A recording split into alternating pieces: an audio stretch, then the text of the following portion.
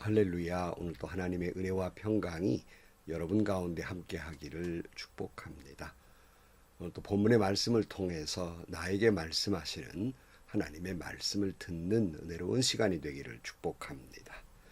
우리 신앙인 가운데에서 굉장히 중요한 신앙은 종말론적 신앙이에요. 우리가 종말론적 신앙을 갖는다는 건 무엇일까? 그렇다고 종말론자들처럼 계산해서 몇 날 몇 시에 우리 주님이 어디로 오신다, 산속으로 재산 다 팔아가지고 들어가서 그렇게 기다리는 그런 종말론적 신앙이 아닙니다. 그건 이단이죠. 우리가 종말론적 신앙을 갖는다는 건 뭘까? 분명한 것은 우리 주님이 다시 오실 것을 기다리는 신앙이며, 또 하나는 우리가 주님 앞에 갈 시간을 기다리는 신앙입니다. 종말론적 신앙을 갖는다고 하는 것은 주님이 언제 오시든 아니면 주님이 나를 언제 하늘나라로 부르시든지 간에 할렐루야 하고 주님을 맞이하고 주의 나라에 들어갈 준비를 하는 것, 이것이 종말론적 신앙이라고 할 수 있습니다.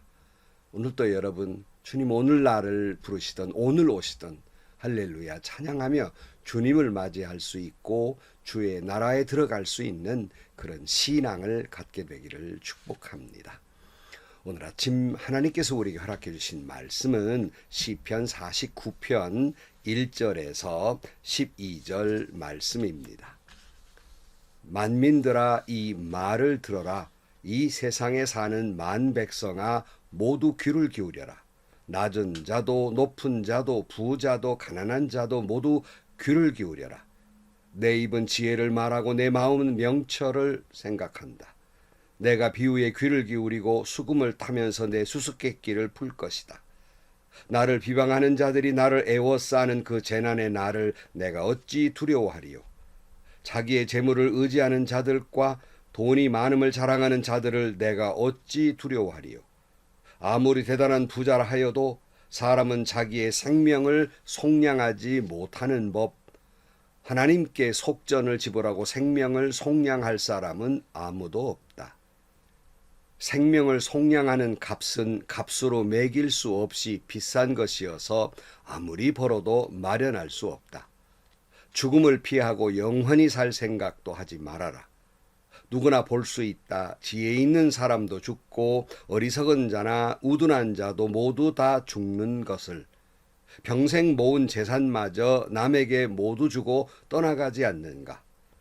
사람들이 땅을 차지해 제 이름으로 등기를 해 두었어도 그들의 영원한 집, 그들이 영원히 머물 곳은 오직 무덤뿐이다.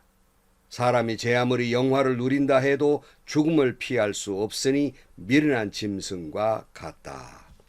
아멘.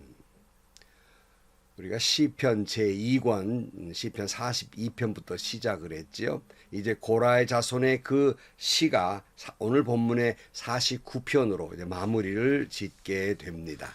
계속 이어지는 그런 찬양의 내용이지요. 기도의 내용입니다. 1절 말씀에 보면 만민들아 이 말을 들어라. 이 세상에 사는 만 백성아 모두 귀를 기울여라.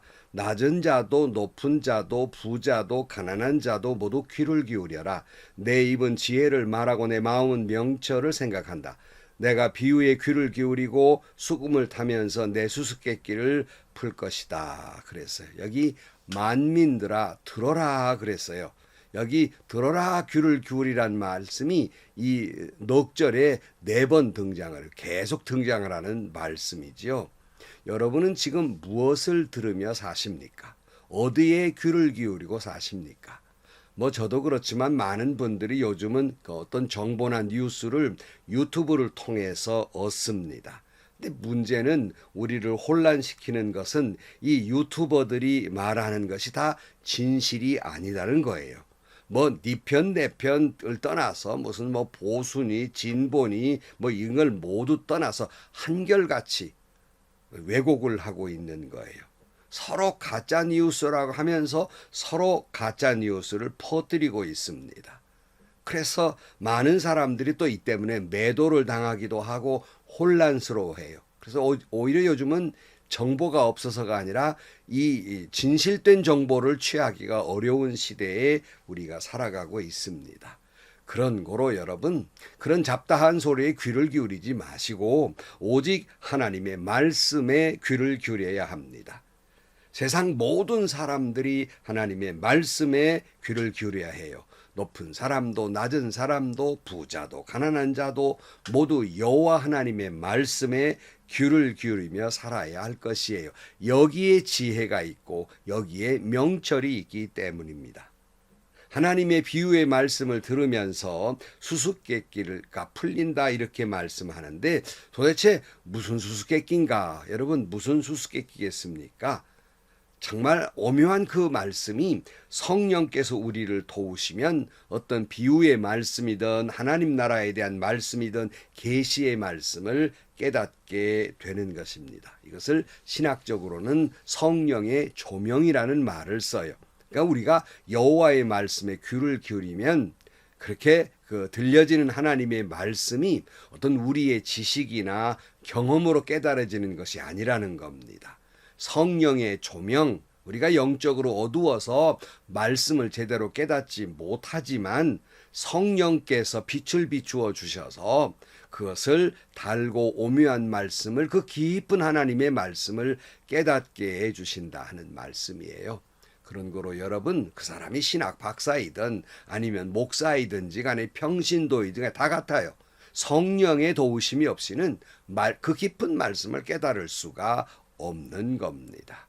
그런 거로 여러분, 여호와 하나님의 말씀에 귀를 기울이고 성령의 도우심으로 성령의 조명, 빛을 비추어 주셔서 하나님의 계시의 말씀을 깨닫고 그 말씀 가운데 살아가는 여러분들이 되시기를 축복합니다.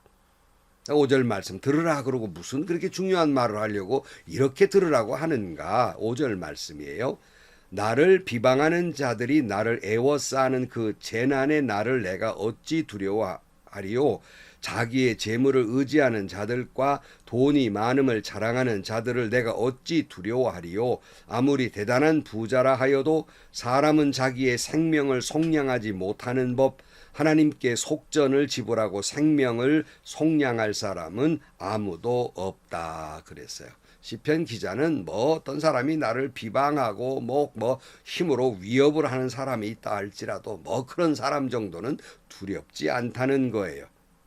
재물을 의지하거나 돈을 자랑하는 사람도 결코 두렵지 않다는 겁니다. 왜 그렇습니까? 그가 아무리 힘을 가지고 있다 할지라도, 그가 아무리 부자라 할지라도 스스로의 죄를 속량할 수도 없고 스스로의 생명을 얻을 수도 없는, 자기를 구원할 수 없는 존재이기 때문이라는 말입니다. 여러분, 우리의 생명의 주인 되신 분은 주님이시고 우리를 구원해 주시는 분은 오직 주님밖에는 아니 계신 거예요. 아무리 돈을 자랑하고 자기의 지식을 자랑하고 자기의 힘을 자랑한다 할지라도 사람이 두렵지 않는 것은 결코 자기 생명 하나 구원하지도 못한 존재이기 때문에 두렵지 않다는 겁니다. 8절 말씀입니다. 생명을 속량하는 값은 값으로 매길 수 없이 비싼 것이어서 아무리 벌어도 마련할 수 없다. 죽음을 피하고 영원히 살 생각도 하지 말아라. 누구나 볼 수 있다. 지혜 있는 사람도 죽고 어리석은 자나 우둔한 자도 모두 다 죽는다는 것을, 평생 모은 재산마저 남에게 모두 주고 떠나가지 않는가. 사람들이 땅을 차지하여 제 이름으로 등기에 두었어도 그들의 영원한 집, 그들이 영원히 머물 곳은 오직 무덤뿐이다. 사람이 제 아무리 영화를 누린다 해도 죽음을 피할 수는 없으니 미련한 짐승과 같다 그랬어요. 여러분, 이 세상에 호흡을 가진 모든 존재는 죽음을 피할 수 없는 겁니다. 지혜 있는 자도 권력이 있는 자도 돈이 많은 자도 다 죽습니다.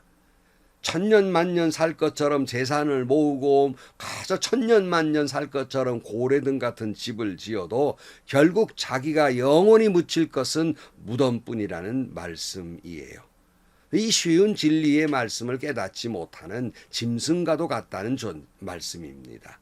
그래서 여러분, 지식이 아무리 많아도 이 쉬운 사실을 깨닫지를 못해요. 권력이 많은 대통령들도 이 쉬운 사실을 깨닫지 못해요. 평생 자기가 쓰고 남을 만한 돈을 가지고 있는 재벌들도 이 쉬운 사실을 깨닫지를 못해요.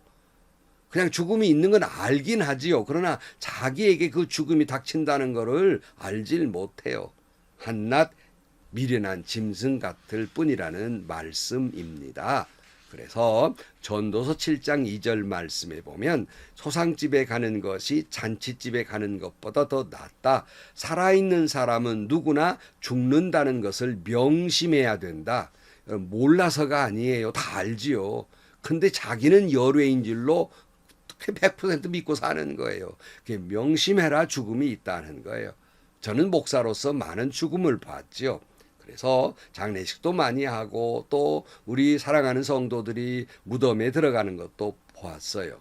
다 천국 가실 자신 줄 믿지만은 참 마음으로 안타까울 때도 있습니다. 어떤 때는 유달리 안타까운 분들 가운데는 달리 그런 분들은 돈하고 살면서 악의 다툼을 하고 수전노 노릇을 온갖 욕을 먹어가면서 돈을 모으고 또 씩씩대고 또 그저 그렇게 살았어도 무덤에 들어가는 것을 보면서 한 평 땅밖에 지고 가지 못할 것을 그렇게 눈에 핏발을 세우고 이빨을 드러내고 악의 다툼을 하고 할 짓 못할 짓, 할 말 못할 말 다 하면서 살았는가. 이거밖에 못 가지고 가는 건데 하는 그런 때가 때로는 있어요. 그래서 소상집에 가는 것이 잔치집에 가는 것보다 유익한 것이다. 메멘토 모리, 내 죽음이 있다는 것을 기억해야 하는 말씀이에요. 이사야 2장 22절 말씀에 너희는 사람을 의지하지 말아라. 그의 숨이 코에 달려 있으니 수의 새말 가치가 어디 있느냐 그랬어요. 코로 숨 쉬는 사람들 의지할 존재가 못되고 두려워할 존재도 못된다는 거예요. 성도 여러분, 만군의 여호와 하나님의 말씀을 들으라 그랬으니 이 말씀을 들으십시오. 호흡이 있는 사람도 물질도 권력도 결코 우리의 의지의 대상도 아니며 두려워해야 할 대상도 아닙니다. 하나님 바람 한번 휙 불면 다 무너져 버릴 것들 뿐입니다. 그러므로 우리가 바라볼 분은, 의지할 분은 오직 주님만 바라봐야 합니다. 오직 주님만 의지해야 합니다. 두려워할 대상이 있다면 오직 하나님만 경외해야 합니다. 우리 모든 죄를 용서해 주시고 우리를 구원해 주시며 우리에게 영원한 생명을 주시는 주님만을 의지하고 살아가는 여러분들이 되시기를 주님의 이름으로 간절히 축원합니다. 기도하시겠습니다. 하나님 아버지, 우리가 살다 보면 때로는 권력이 있는 자나 돈이 많은 자들에게 눌림을 당하고 억울한 일을 당할 때 두려워하기도 하고 부럽기도 하고 그런 사람을 의지하려는 마음도 있습니다. 그러나 그 모든 것들은 스스로도 구원하지 못할 것들이고 스스로도 생명을 구하지 못할 것들인데 저희들 이 사실을 깊이 깨닫고 주님만 의지하고 주님만 경외하고 주의 말씀만 들으며 살아갈 수 있게 하여 주옵소서. 우리의 의지의 대상이며 우리의 믿음의 대상이고 우리의 사랑의 대상은 오직 주님 한 분뿐임을 다시 한번 고백하며 살아가게 하여 주옵소서. 예수님의 이름으로 기도하옵나이다. 아멘. 성도 여러분, 메멘토 모리, 죽음이 있다는 걸 기억하는 것은 정말 지혜로운 거예요. 그걸 기억하고 살아가는 삶의 태도가 전혀 다른 겁니다. 오직 그러니까 하나님을 더 의지하게 되는 것이죠. 또 여러분, 메멘토 모리, 내 죽음이 있다는 걸 기억하면서 죽음 넘어 영원한 생명, 주님을 의지하고 영원한 생명을 바라보며 살아가는 여러분들이 되시기를 축복합니다. 행복하시고요. 좋은 일이 가득한 하루가 되시기를 주님의 이름으로 간절히 축원합니다.